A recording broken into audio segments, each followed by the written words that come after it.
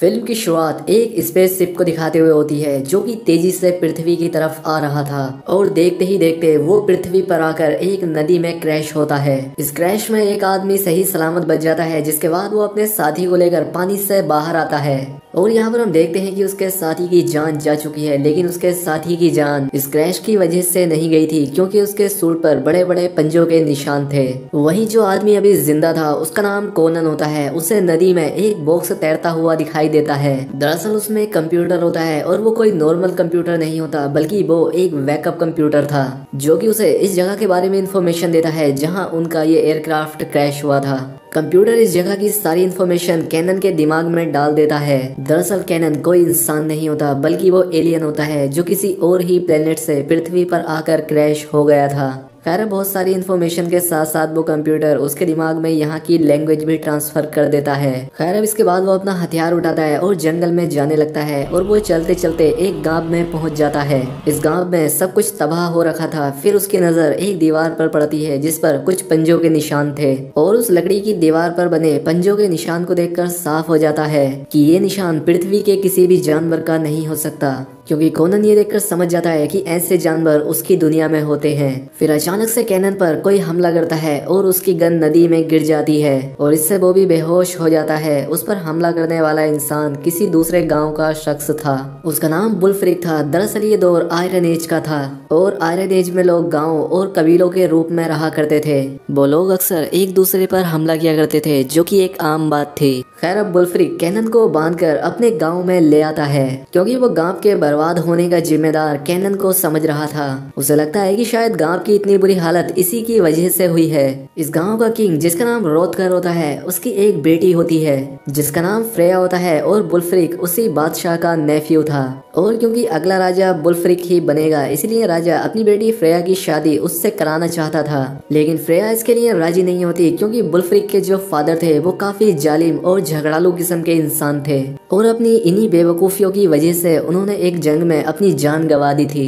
इसलिए फ्रेया को लगता है कि जरूर बुल्फ्रिक भी अपने फादर के ही जैसा होगा। इसके बाद हमें उस तबाह हुए गांव के सरदार को दिखाया जाता है जिसका नाम गनर था। एक वक्त हुआ करता था जब ये दोनों कबीले एक साथ थे, लेकिन बुल्फ्रिक के फादर की वजह से इन दोनों में जंग छिड़ गई और इस जंग में बुल्फ्रिक के फादर ने गनर से हेल्प मांगी थी, लेकिन गनर उसकी मदद करने के लिए साफ इनकार कर देता है और उसी जंग में बुल्फ्रिक के फादर की जान चली जाती है और बुल्फ्रिक को यही लगता था कि मेरे फादर की मौत का जिम्मेदार गनर है, इसीलिए वो उससे बहुत नफरत किया करता था। दूसरी तरफ गनर भी इनसे काफी नफरत किया करता था। अपने बर्बाद और तबाह हुए गांव को देखकर उसे ऐसा लगता है कि ये सब बुल्फ्रिक ने किया है, लेकिन गांव का ऐसा हाल बुल्फ्रिक ने नहीं किया था। खैर अब इसके बाद बादशाह कैनन से सवाल करते हैं कि वो कहां से आया है, लेकिन कैनन उन्हें ये नहीं बताता कि वो इस ग्रह का नहीं है, बल्कि वो उन्हें ये बताता है कि वो बहुत दूर से आया है और जब वो सफर कर रहा था तब एक बहुत ही बड़ा और खतरनाक किस्म का जानवर उसकी शिप पर आकर बैठ गया था और उस जानवर का नाम मोर्लिन होता है और वो कोई आम जानवर नहीं है बल्कि बहुत ही ज्यादा खतरनाक है।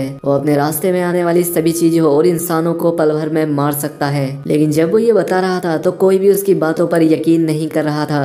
तभी अचानक से उनके गांव पर किसी चीज का हमला होता है जो कि किसी और ने नहीं बल्कि मोर्लिन ने ही किया था। उसने इनके गांव के बहुत सारे लोगों को मार दिया था और साथ ही बहुत सारे लोगों को अपने साथ उठाकर ले जाता है। ये देखकर बादशाह मोर्लिन का शिकार करने का एक प्लान बनाते हैं। वो अपने कुछ सिपाहियों को इकट्ठा करते हैं और साथ में कैनन को लेकर जंगल में चले जाते हैं ताकि मोर्लिन का शिकार कर सके। अब कुछ दूर आगे जाने पर उन्हें एक बहुत ही बड़ी गुफा दिखाई देती है। वो उसके अंदर चले जाते हैं और जब ये लोग वहाँ खड़े होते हैं तब अचानक से कोई चीज बादशाह के ऊपर हमला करती है। दरअसल वो एक बहुत ही बड़ा भालू था जो कि राजा को मारने ही वाला होता है। तभी कैनन अपनी तलवार निकालकर उसके पेट में घुसाकर उसे मार देता है, जिससे वो फौरन मर जाता है। ये देखकर कबीले के सभी लोग कैनन को बहुत पसंद करने लगते हैं। उनकी नजर में कैनन की इज्जत बढ़ जाती है। अब भालू को मारने की खुशी में ये लोग सेलिब्रेट करते हैं। वो पार्टी करते हैं और काफी खुशियां मनाते हैं क्योंकि उन्हें लग रहा था कि उन्होंने मोरविन को मार दिया है, क्योंकि यही वो चीज थी जो कि उनके गांव के लोगों को मार रही थी। लेकिन कैनन जानता था कि ये इन लोगों की गलत फहमी है क्योंकि मोरविन अभी भी जिंदा है।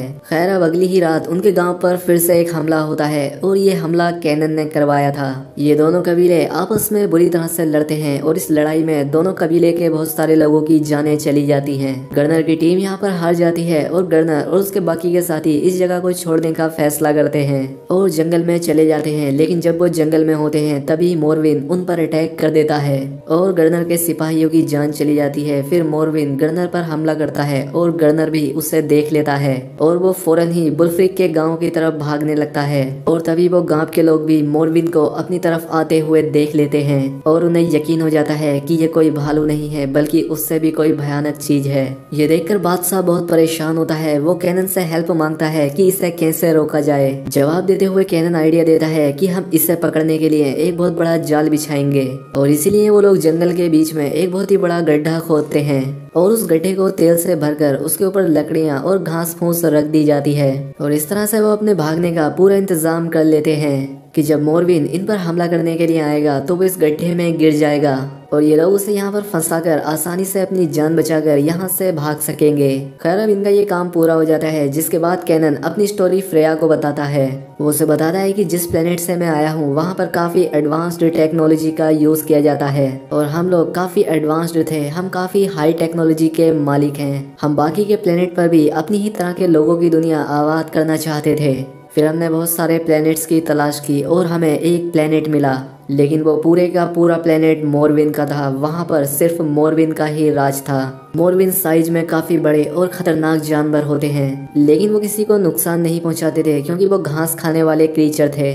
हम उस प्लैनेट पर बस जाते हैं और अपनी जिंदगी गुजारने लगते हैं। हमें बाकी के भी प्लेनेट पर लोगों को बसाना था, इसलिए हम मोरविन को मारने का फैसला लेते हैं। हम लोग मोरविन को एक नॉर्मल सा जानवर समझते थे, हमें उसके खतरे का कोई अंदाजा नहीं था। इसके बाद हमारे लोग मोरविन के प्लेनेट पर जाकर उन पर हमला कर देते हैं। हमने उन पर न्यूक्लियर हमले किए जिसमें सारे मोर्गन मारे गए। वो प्लेनेट मोर्गन की आबादी से एकदम साफ हो चुका था और उसके बाद हम लोग अपने जैसे लोगों की दुनिया वहाँ पर आबाद कर देते हैं। इस प्लेनेट पर कैनन की फैमिली भी रहना शुरू हो जाती है, लेकिन एक बार कैनन को अपने मिशन पर जाना था। ये सभी लोग इस बात से अनजान थे कि अभी भी एक मोरविन जिंदा है। अब जैसे ही कैनन और उसके साथियों के शिप इस प्लेनेट से अपने मिशन के लिए चले जाते हैं, वो बचा हुआ एक मोरविन हमारी कॉलोनीज पर हमला कर देता है क्योंकि उस मोरविन को इस प्लेनेट और अपने साथियों को खोने का बहुत गुस्सा था। वो अपना बदला लेना चाहता था। वो यहाँ पर बसे सभी लोगों को मार देता है और हर एक चीज को तबाह कर देता है और इसमें कैनन की फैमिली भी मारी जाती है। जब कैनन को इस बारे में पता लगता है तो वो इस प्लेनेट पर वापस आता है। फिर वो यहाँ पर सभी लोगों की डेड बॉडीज को दफना देते हैं, जिसके बाद वो अपने प्लेनेट पर वापस आ रहे थे। लेकिन इससे पहले हम अपने प्लेनेट तक पहुँचते मोरविन हमारे शिप पर पहले ही कब्जा कर चुका था। वो हमारे शिप को डिस्ट्रॉय कर देता है और हम यहाँ पृथ्वी पर आकर क्रैश हो जाते हैं। अब इसके बाद मोरविन फिर से कैनन से अपना बदला लेने के लिए आता है और अब कैनन को भी अपने परिवार का बदला लेना था। लेकिन अब इस बार जैसे ही मोरविन उन पर हमला करने के लिए आता है, वो उनके इस ट्रैप में फंस जाता है। जैसे ही वो उस तेल में आकर गिरता है, गांव वाले तीरों से उस तेल में आग लगाना शुरू कर देते हैं, जिससे यहाँ पर एक बहुत ही बड़ा ब्लास्ट होता है और हर तरफ आग फैल जाती है, जिससे इन सभी लोगों को लगता है कि मोरविन मर चुका है। लेकिन वो मरा नहीं था। दरअसल मोरविन एक काफी चालाक क्रीचर था जिसने बहुत सारे इंसानों को एक कैद खाने में कैद करके रखा था और वो खुद भी वहीं पर रहता था और वहाँ पर इंसानों को रखने का उसका मकसद यही था ताकि वो अपनी नस्ल बढ़ा सके और वो इसमें कामयाब भी होता है। वो एक मोरविन पैदा कर लेता है और उस मोरविन का बच्चा इन लोगों पर अटैक कर देता है। साथ ही वो दूसरा मोरविन भी आग से बाहर आ जाता है। वो बाहर आते ही वो सारे लोगों पर अटैक कर देता है और कई सारे लोगों को मार देता है। इसमें बादशाह की भी जान चली जाती है और पूरा गांव तबाह और बर्बाद हो जाता है। इसके बाद कोनन को भी समझ आ जाता है कि वो मोरविन तक कैसे पहुंचेगा। उसे एक कुएं का रास्ता मिल जाता है। वो रास्ता सीधा मोरविन की तरफ जाता था।